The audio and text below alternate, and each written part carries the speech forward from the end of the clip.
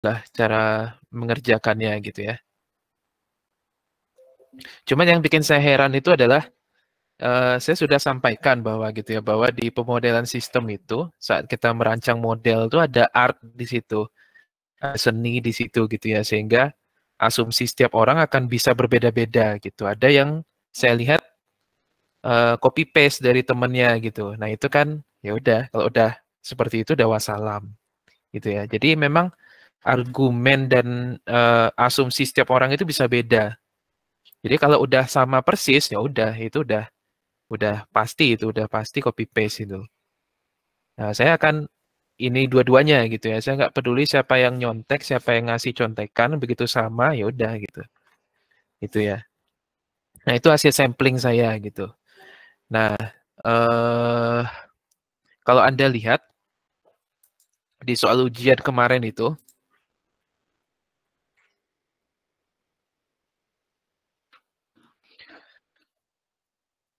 oke, soal nomor satu kan sebetulnya relatif lebih lebih mudah ya, lebih mudah karena memang di sini keputusannya itu adalah bahwa di sini setiap mesin itu setup cost-nya, dia punya setup cost, dia punya production cost per unit, ya, dia punya capacity gitu, dia punya setup cost, dia punya production cost ya per unit, dia punya capacity gitu, setiap mesin itu.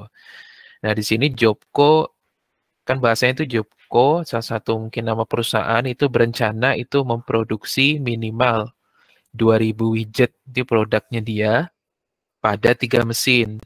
Nah, minimum lot size, minimum produksi setiap mesin itu 600 widget, gitu. Nah, ini sebetulnya soalnya lebih sederhana. Kalau kita coba modelkan di, misalnya bikin langsung modelnya ya, di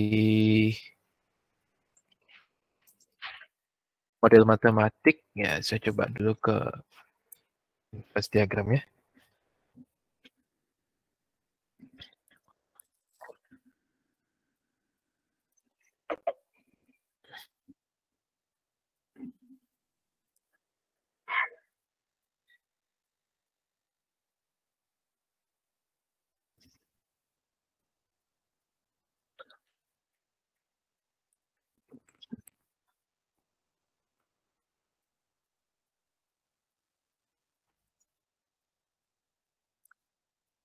Baik, kita bisa lihat di sini bahwa notasinya kita sudah jelas bahwa kita punya XI, di mana XI itu adalah mesin ya, lot ukuran ya, lot size dari mesin ya.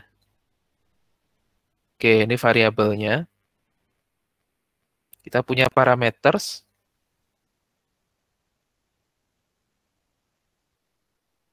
Kita punya parameters, di mana parametersnya itu pertama ada setup cost. Jadi saya lambangkan dengan S saja ya. Ini setup cost untuk setiap I. Setup cost untuk setiap mesin ke I. Kita punya production cost, saya lambangkan di sini P. I itu adalah production cost untuk setiap mesin, cost per unit ya, untuk setiap mesin ke I. Nah, di sini ada kapasitasnya. Kapasitas di sini saya lambangkan dengan C ke I, yaitu kapasitas, ya, kapasitas untuk mesin ke I gitu ya. Nah, harusnya kalau cara menjawabnya itu sebelum Anda bikin variabel, parameter, serta indeks, itu dijelasin dulu gitu, bahwa di situ kita punya variabel keputusan mesin satu ya, mesin satu itu harus produksi berapa, mesin dua berapa, mesin tiga berapa, kita lambangkan dengan XI. Kita mau memutuskan ini, data yang tersedia atau parametersnya begini gitu. I-nya atau indeksnya itu ada tipe mesinnya, yaitu ini tipe mesin ya. Atau nomor mesin lah saya sebutnya, jangan tipe mesin. Nomor mesin ke I ya, di mana I itu 1,2,3. Seperti itu. Oke, asumsi bahwa mesin, saya asumsikan di sini bahwa mesin itu bisa mesin kita kasusnya di sini hanya satu kali running, ya, satu kali running sehingga setupnya nanti kita akan modelkan dalam bentuk satu kali running saja. Terus yang kedua, mesinnya ya bisa memproduksi asumsinya tanpa defect, ya tanpa defect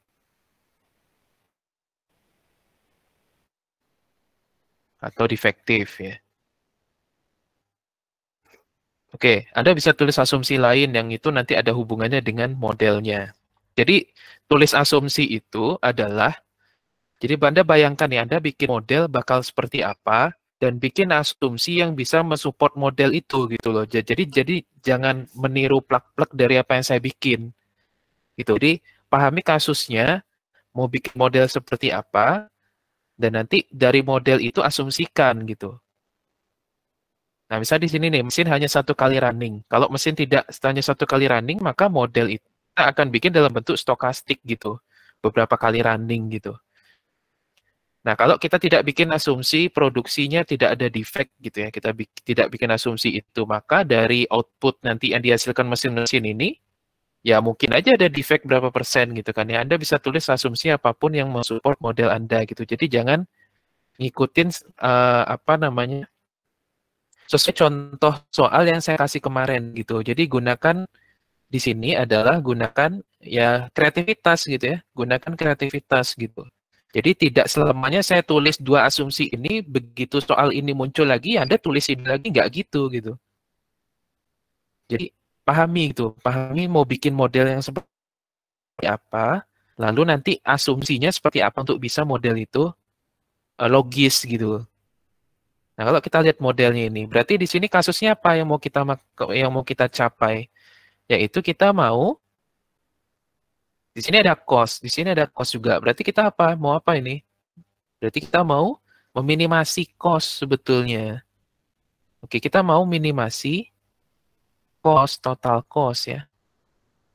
Nah, total cost itu formulasinya apa? Formulasinya adalah, ya tentu saja total cost itu akan berdampak berapa kita produksi X1-nya, berapa kita produksi X2-nya, berapa kita produksi X3. Nah, biaya apa yang terlibat di situ? Biaya apa? Pertama ada setup cost. Nah, setup cost ini kita asumsikan dilakukan hanya satu kali untuk setiap satu kali running ini. Nah, Anda bisa tulis juga tuh kayak gitu tuh. Setup cost berlaku satu kali gitu ya untuk satu running gitu. Boleh tulis kayak gitu gitu. Jadi gunakan kreativitas gitu ya.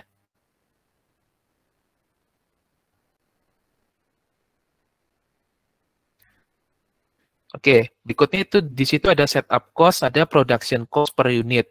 Nah, kalau kita lihat production cost per unit, berarti production cost per unit itu harus dikali dengan X-nya ya. Karena kan production cost per unit ini kan dia tidak biaya tetap gitu, tapi biaya variabel yang berubah seiring berapa jumlah yang kita produksi gitu. Berarti ini P1 kali, ini saya langsung tidak pakai sigma ya, Anda boleh bikin pakai sigma gitu. Boleh, Anda mau bikin pakai sigma nggak masalah. Ini saya langsung pecah, biar Anda paham logikanya. P2 kali P3. Nah, ini biaya production-nya gitu. Nah, karena setup cost itu hanya berlaku satu kali untuk setiap mesin, maka maka ini tutup kurung tambahkan setup cost ditambah gitu. Ditambahkan setup cost kedua tambahkan setup cost ketiga. Nah, gitu. Jadi formulasinya akan menjadi kalau kita sigma ya sigma S1 ditambah SI ditambah PI kali XI gitu. Nah, paham nggak sampai sini?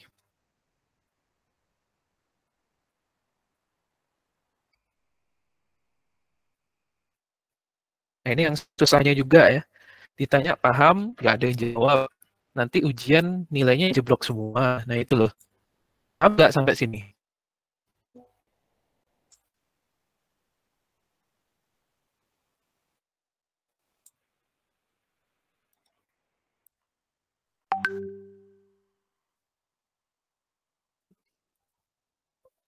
Nggak, kalau nggak paham, sampaikan gitu. Di mana tidak pahamnya gitu. Jadi saya bisa, tujuan saya ngajar itu bisa tercapai gitu. Tapi kalau kita diam aja, nanti tiba-tiba ujiannya jeblok kan itu jadi masalah tuh. Yang nggak ngerti di mana nggak ngertinya gitu. Ya silakan. Izin Pak, untuk parameter CI-nya itu nggak pakai di modelnya ya Pak? Oke, kita pakai nanti betul. Nah, kayak gitu ya, bagus. Ini nanya nih, kenapa CI-nya tidak dipakai? Nah, ini belum selesai. Ini kan baru fungsi tujuan Z. Baru fungsi tujuan Z. CI-nya dipakai di mana? Nanti dipakai di constraint. Kita lihat ya, bahwa di case ya, bahwa di sini kan minimal 2000 widget. Oke, di sini ada kapasitinya. Kapasitinya 650, 850, dan 1250. Artinya, kita pakai CI itu di sini. Bahwa XI itu harus kurang dari kapasitasnya. Di sinilah CI dipakai. Kalau kita pecah jadi X1 harus kurang dari kapasitas ke 1. X2 harus kurang dari kapasitas ke 2. X3 kurang dari kapasitas ke 3. Itu. Nah, apalagi yang belum nih di constraint ya. Apalagi yang belum ada di constraint ya. Ini ya, minimal 2000 widget pada 3 mesin. Artinya apa? Artinya adalah sigma XI itu harus kurang dari 2000 gitu. Itu, atau kita notasikan boleh di sini. Kalau kita notasikan misalkan capacity maksimum, misalkan saya bikin di sini C max gitu ya. Oke, ini capacity total yang 2000 tadi. Boleh aja gitu.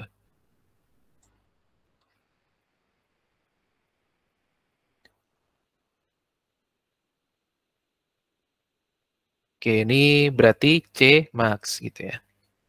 Oke, kapasitasnya sudah. Terus apa lagi di sini? Minimum load size on any machine. 600 widget. Artinya apa? Artinya XI itu harus lebih dari, ya oke, saya notasikan satu lagi parameter ini.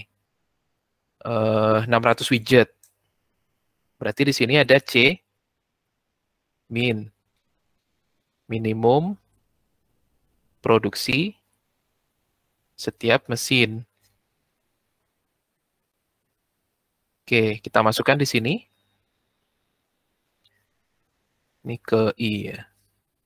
Kurang dari C min ke I gitu. Kita pecah jadi X1 lebih dari C1 yang minimumnya, X2 lebih dari C2 minimumnya, X3 lebih dari C2 minimumnya. Nah gitu, jadi memang harus bolak-balik gitu kerjanya gitu. Jadi setelah kita formulasi, oh ternyata kita kurang parameter, notasi parameter tulis saja. Boleh gitu kayak gitu. Oke, nah, berikutnya baru kalau mau pecah dimasukin angkanya silahkan gitu ya. Kalau mau pecah dimasukin angka silahkan, boleh tuh. Tapi Anda jawab sampai sini aja itu udah betul. Ada satu lagi yang belum, bahwa XI itu harus lebih dari 0. Ya, lebih dari 0. Produksinya nggak boleh minus kan. Terus XI itu dia elemen bilangan bulat. Ya, bilangan bulat. Karena di sini kasusnya Anda boleh asumsikan di sini, kalau widget ya, kita kasusnya widget atau perangkat gitu, itu kan biasanya bilangan bulat ya. Kalau perangkat widget itu biasanya merujuk pada alat elektronik. Tapi kalau Anda asumsikan widgetnya dalam bentuk non bilangan bulat, ya boleh aja gitu. Tapi ditulis. Nah, cara jawab yang betul itu adalah Anda tulis nih parameter Kasih keterangannya gitu ya. Keterangannya. Kasihlah penjelasan agak satu paragraf gitu. Ini maksudnya apa? Bikin asumsi, kasih keterangan maksudnya apa. Terus kasih bikin model matematik gitu ya. Bikin model matematik, bikin. Nah, ini maksudnya fungsi tujuan pertama ini apa gitu. Yang diminimasi adalah cost. Cost itu perhitungannya dari mana? Ada batasan pertama, ini batasan pertama ini apa? Ini batasan kedua ini apa? Batasan ketiga ini apa? Nah, gitu caranya bikin modelnya gitu ya. Bikin modelnya gitu, menjawab tujuan gitu. Tapi kalau Anda tulis yang begini aja, ini saya nggak tahu nih. Tulis yang begini aja tanpa ada menjelaskan P ini apa, X ini apa gitu ya. Ada yang tulis gitu. Tidak menuliskan maksud P ini apa. Ya, harus kan ini ditulis di variabel dan parameter serta indeksnya. Tapi langsung nulis begini aja. Ini kan nggak jelas nih, X ini apa, C ini apa, P ini apa gitu. Tulislah keterangannya gitu. Nah, sehingga kalau lengkap kayak gitu, apa eh, apa model asumsi serta kreativitas yang ada di pikiran Anda itu saya bisa paham gitu maksudnya gitu. Oh, nah ini sudut pandangnya begini gitu ya. Nah, ini sudut pandangnya begini sehingga modelnya jadi begini gitu. Nah, ini sudut pandangnya begini sehingga modelnya jadi begini gitu ya. Nah, gitu caranya gitu ya. Jadi tuangkan, bikin model matematiknya, kasih penjelasannya. Saya tuh bikin model matematik begini, arahnya asumsinya begini, nanti targetnya ini gitu. Jadi arah pola pikirnya itu saya paham gitu ya. Tapi kalau misalnya ada mahasiswa menjawab cuman model, nulis model-model kayak gini aja, ini juga nggak jelas nih. Saya nggak tahu pola pikirnya seperti apa gitu ya. Karena balik lagi, seperti yang saya sampaikan tadi, bahwa kita merancang model matematik itu butuh kreativitas gitu. Jadi ada campuran engineering. Engineering itu biasanya itu di hybrid dengan seni.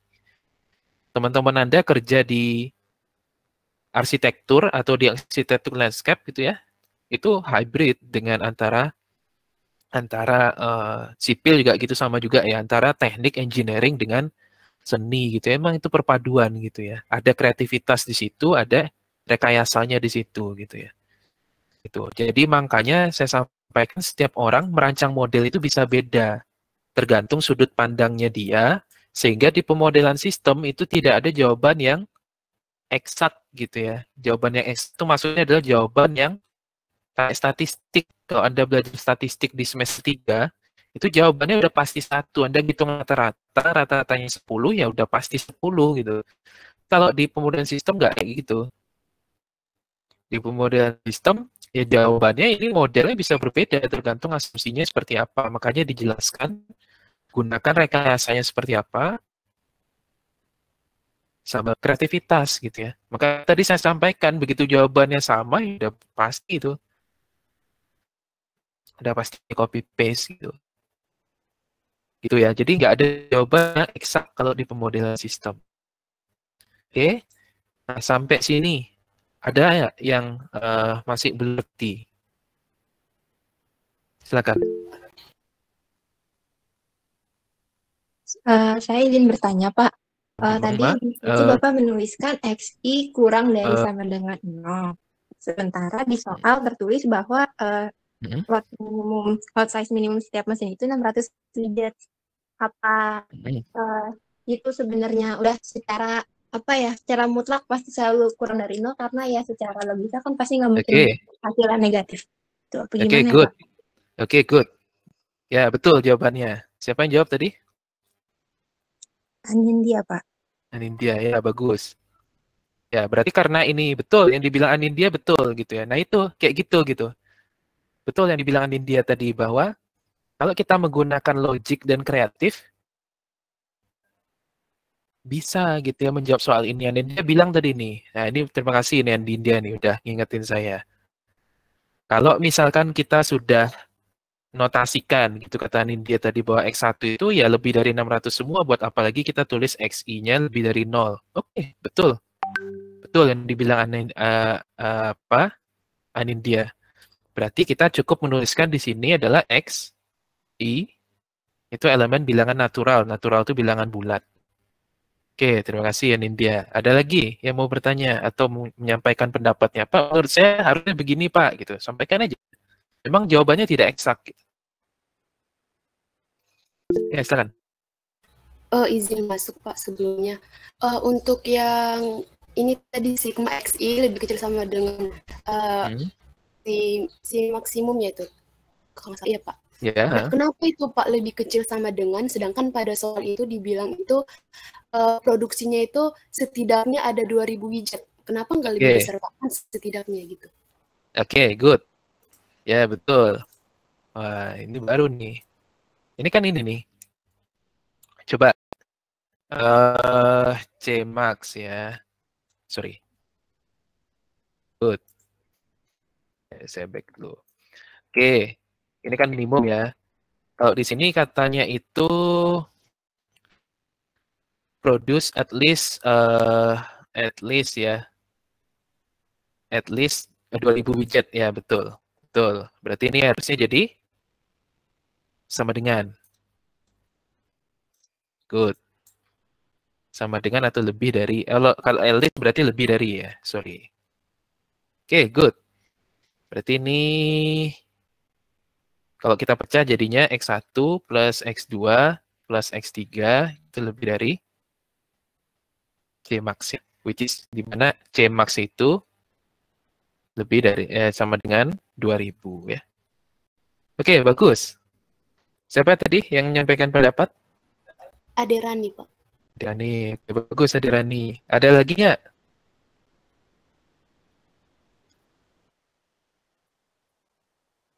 Ada lagi?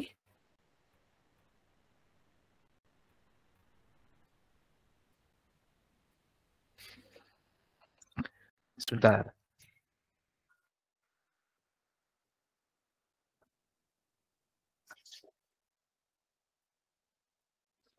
Tadi selain Aderani, 3 orang lagi siapa tadi?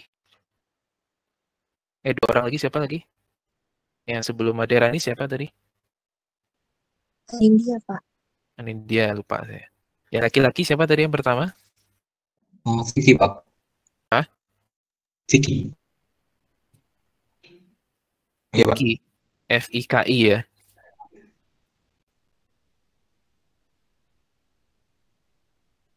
Betul ya?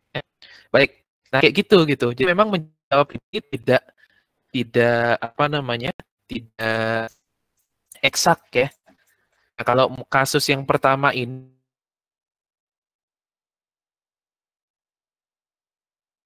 jadi variasi jawabannya sebetulnya bisa lebih sedikit. Nah, berbeda dengan soal nomor 2 nanti itu. Soal nomor 2 itu variasi jawabannya bisa banyak. Gitu, nanti akan saya jelaskan. Nah, sampai sini untuk kasus yang optimasi yang sederhana begini, ada nggak yang masih nggak ngerti? Pak, saya nggak ngerti ini maksudnya apa gitu.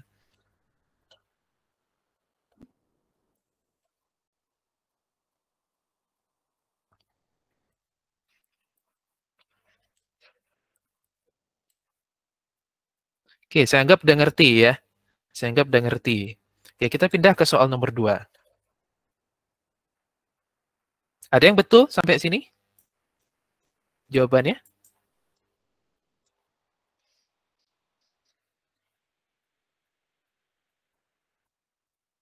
Ada yang betul persis atau mungkin beda sedikit dengan jawaban yang saya tulis di sini? Baik, gitu ya teknik menjawabnya ya. Oke, kita coba lihat soal nomor 2. Coba perhatikan soal nomor 2. Jadi soal nomor 2 itu Anda diminta consider the machine adjustment problem. Jadi masalah penyesuaian mesin yang disampaikan pada kasus steel fabricator. Steel fabricator itu kasus tugas keberapa?